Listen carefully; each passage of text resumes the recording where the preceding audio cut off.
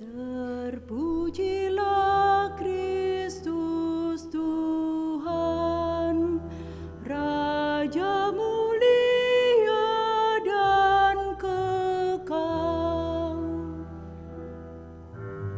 Terpujilah Kristus Tuhan, Raja mulia dan kekal. Dari dalam awan yang terang terdengarlah suara Bapa. Inilah anak yang kukasihi, dengarkanlah dia. Terpujilah Kristus Tuhan, Raja mulia dan kekal.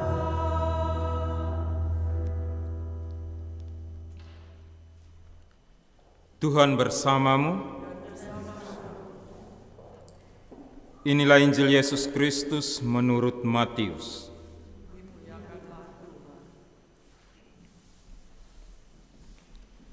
Yesus dimuliakan di atas gunung.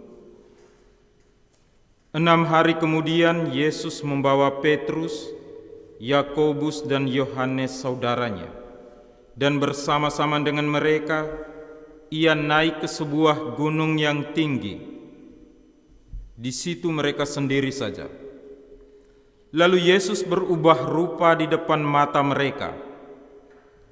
Wajahnya bercahaya seperti matahari, dan pakaiannya menjadi putih bersinar seperti terang.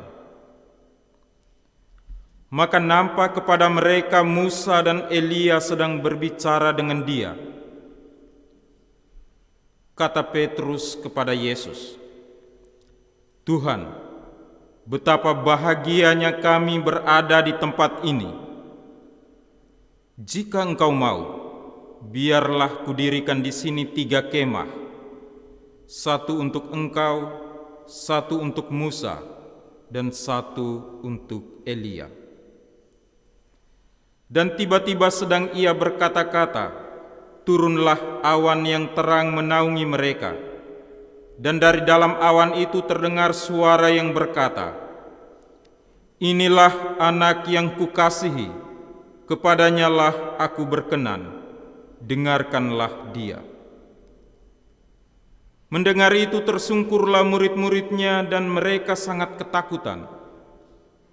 Lalu Yesus datang kepada mereka dan menyentuh mereka sambil berkata, "Berdirilah, jangan takut." Dan ketika mereka mengangkat kepala, mereka tidak melihat seorang pun, kecuali Yesus seorang diri. Pada waktu mereka turun dari gunung itu, Yesus berpesan kepada mereka, "Jangan kamu ceritakan penglihatan itu kepada seorang pun, sebelum Anak Manusia dibangkitkan dari antara orang mati." Demikianlah Injil Tuhan.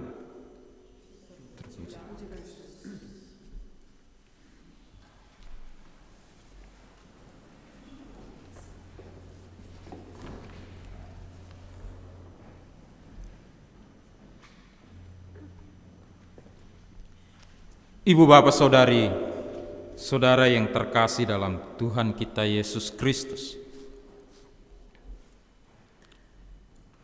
Kisah Injil yang kita dengar tadi berbicara tentang peristiwa transfigurasi atau Yesus menampakkan kemuliaannya di atas sebuah gunung. Kita bisa bayangkan, wah, luar biasa sekali peristiwa transfigurasi ini. Yesus berubah rupa. Bahkan penulis Injil melukiskan dengan kata-kata bahwa wajah Yesus bercahaya seperti matahari dan pakaiannya menjadi putih bersinar terang. Maka wajar saja kalau Petrus sampai mengungkapkan, "Kami sangat bahagia berada di tempat ini. Baiklah, akan kudirikan 3 kemah." Kita bisa bayangkan bagaimana kalau kita juga ikut hadir di situ, di atas gunung itu. Melihat suatu peristiwa yang sangat luar biasa ini, apa yang akan kita katakan? Setiap kita pasti akan terkagum-kagum dan sangat bahagia. Kita pasti ingin mendirikan kemah dan terus berada di sana, seperti yang diimpikan Petrus dan kawan-kawannya. Ternyata hal ini tidak disetujui oleh Yesus. Yesus malah ajak Petrus dan teman-temannya turun dari gunung.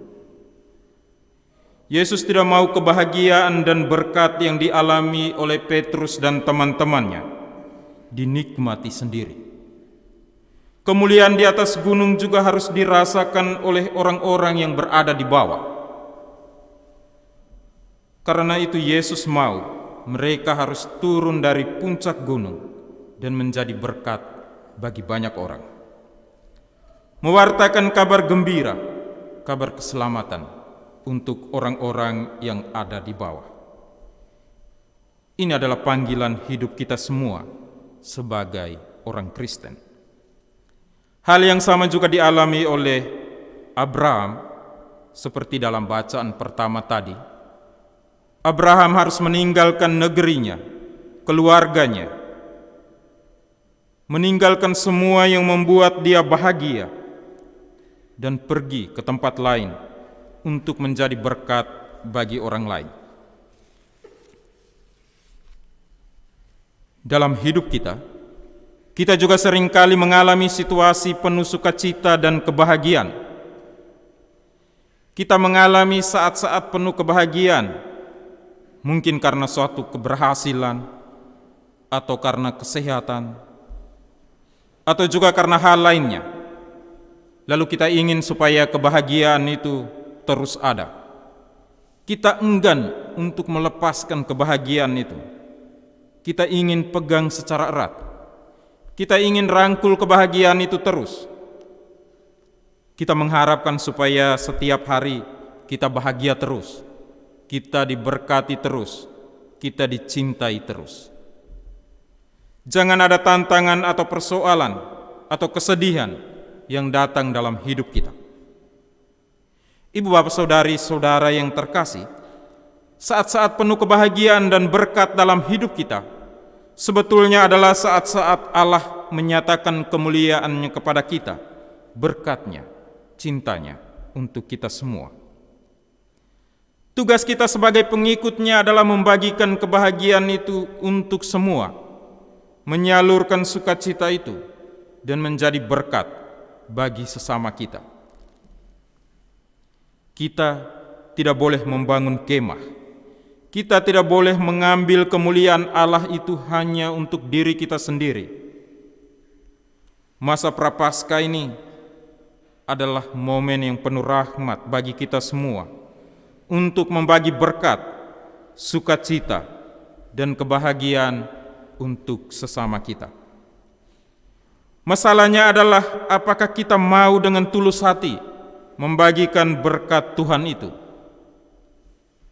Yesus mau supaya kita berani turun dari gunung penuh kemuliaan Tuhan, keluar dari zona nyaman kita, keluar dari egoisme kita, keluar dari rasa dendam kita, merangkul dengan penuh kasih sesama saudara kita, memaafkan dan mencintai dengan tulus hati.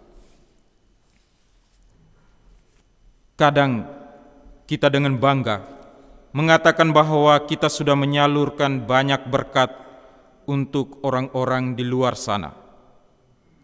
Atau kita bangga karena banyak orang memuji tindakan kasih kita, kebaikan kita. Sementara itu, dengan sesama kita di dalam komunitas, di dalam KKI, seringkali sulit bagi kita untuk berbagi berkat. kita masih ada rasa iri, cemburu, tersinggung, bahkan sulit untuk senyum ketika bertemu. Tuhan menghendaki kasih dan berkat itu pertama-tama harus dirasakan dan dialami lebih dahulu oleh saudara-saudara kita yang ada di sekitar kita, yang ada di dalam komunitas ini, yang berkumpul bersama kita semua. Karena berkat dan kebahagiaan hanya bisa dirasakan dan dialami oleh orang-orang yang tulus mencintai. Semoga masa Prapaskah ini, masa tobat ini, mengetuk hati kita semua untuk saling memaafkan, saling meneguhkan, saling mendoakan, dan saling memberkati. Tuhan memberkati. Amin.